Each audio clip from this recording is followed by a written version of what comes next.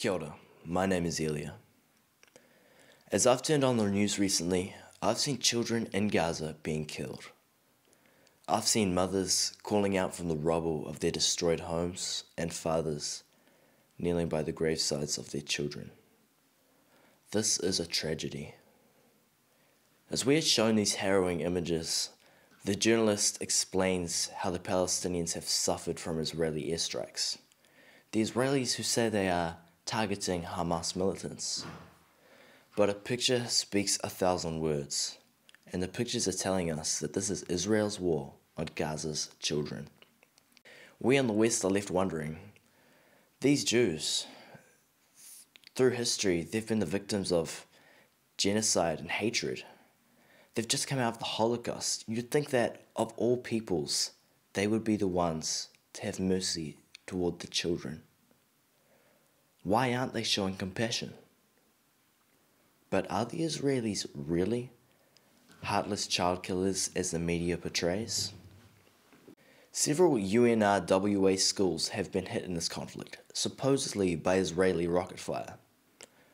The UN said it had repeatedly warned Israel of where these locations are. Their bombings have been described by international authorities as disgraceful and a moral outrage.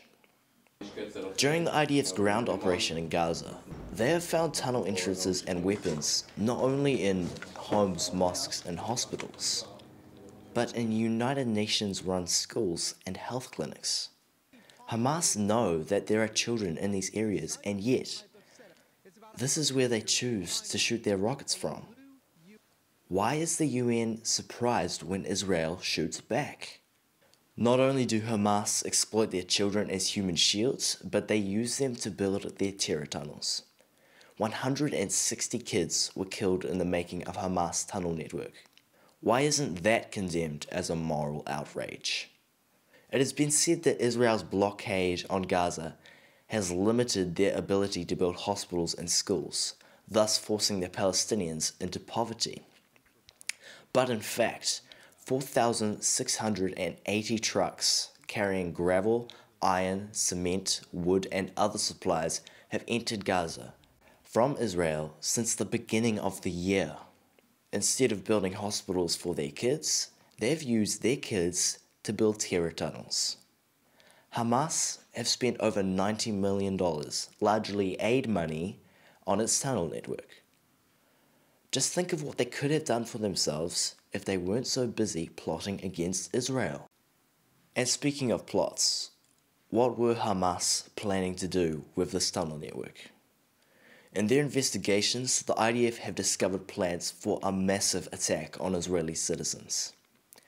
On Rosh Hashanah, the Jewish New Year, all the people in the kibbutz communities are gathered together and most guards are off duty. In September, during this holiday, Hamas were planning to send thousands of terrorists into Israel disguised as Israeli soldiers. They were going to make their way across 6 western Negev communities, killing and kidnapping civilians.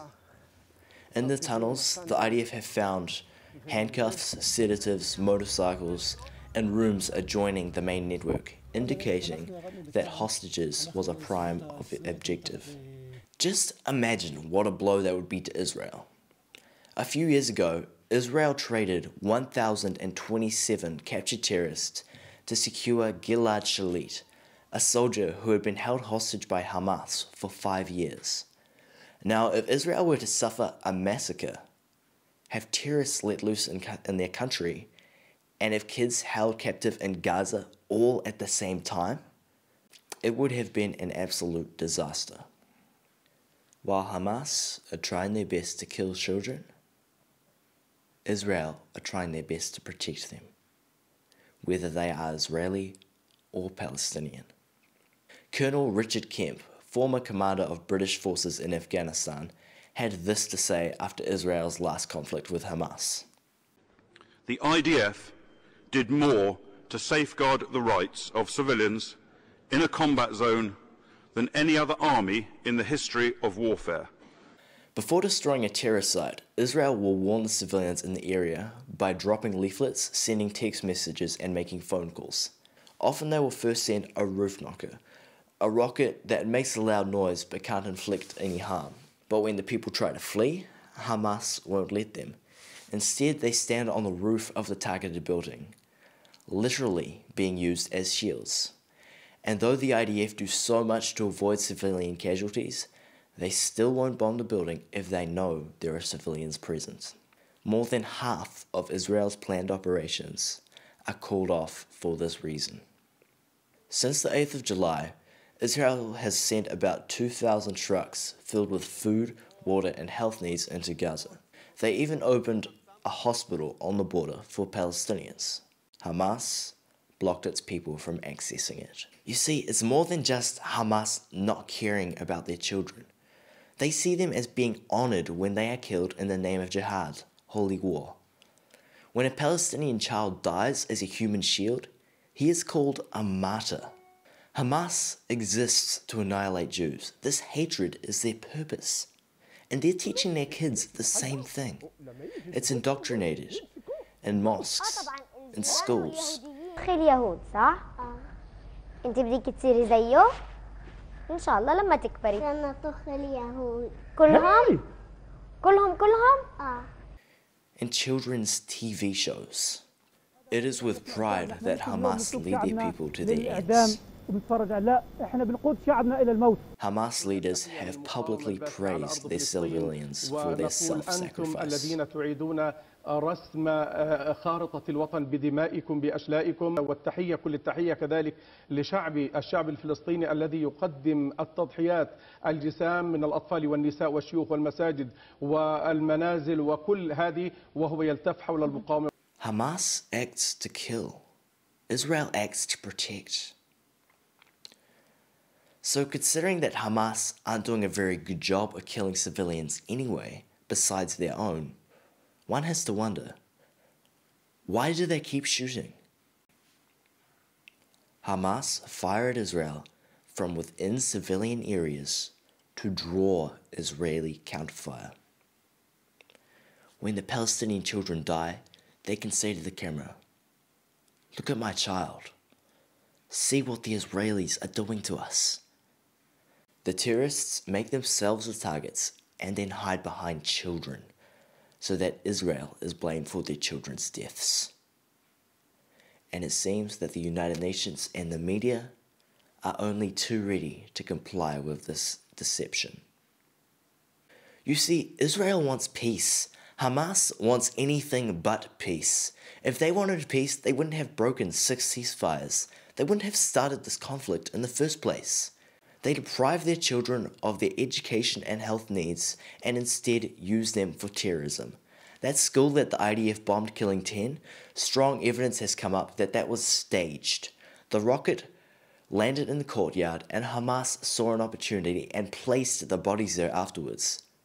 The Al-Shifa hospital attack that was blamed on Israel, that was a Hamas misfire, one of 500 rockets that were meant for Israel but landed in Gaza. These radical Islamists don't value life, they value death. These people are what Israel has for their next door neighbors. Egypt, Saudi Arabia, Jordan, and the United Arab Emirates, usually Israel's enemies, are in silent support of them in this conflict. Even they recognize that Hamas are insane. So the question isn't, why doesn't Israel have compassion on the children? The question is, how is this still Israel's fault? The question is, why is the UN effectively siding with the terrorists? The question is, why is the media only giving us half the story? They present us with the personal, heart-wrenching plight of the children in Gaza without giving any context to the situation, without telling us the real cause or reason for the conflict, and they point their finger at Israel. We're left with no idea that this isn't a recent development. In fact, Israel has been bombarded by tens of thousands of rockets in the 9 years since they handed over the Gaza Strip to the Palestinians. Why is there so much focus on this conflict at all? Every day we got an update on the disproportionate death tolls in Gaza. You know what's really disproportionate? The amount of news we've gotten on this death toll, but not on the death tolls of every other current conflict in the world. 200 killed in Libya in a matter of weeks, many civilians. 2,000 killed in Iraq since June, mostly civilians. 170,000 have been killed in Syria's civil war. Those are civilians. Women, children. Where is the public outcry? We don't see those death tolls on the news because that's just Arabs fighting Arabs. That doesn't involve any Jews. That's what it's really about. It's not about the children, it's about the Jews. That's why Hamas keeps shooting. They've sacrificed 2,000 lives, but they have successfully demonized Israel in the eyes of the West. They were able to do this because from the start they knew that the United Nations and the media were ready to jump on board the hate Israel bandwagon. The UN and the media look at these children and they see an opportunity. An opportunity to provide fuel for anti-Semitism. Hamas aren't the only ones exploiting the children. Israel cares about those children. Hamas doesn't care about those children. The United Nations doesn't care about those children. The media doesn't care about those children. But they know that you care. And they are going to continue manipulating the story to turn your sympathy for Palestinian kids into hatred for Israel. This is disgraceful.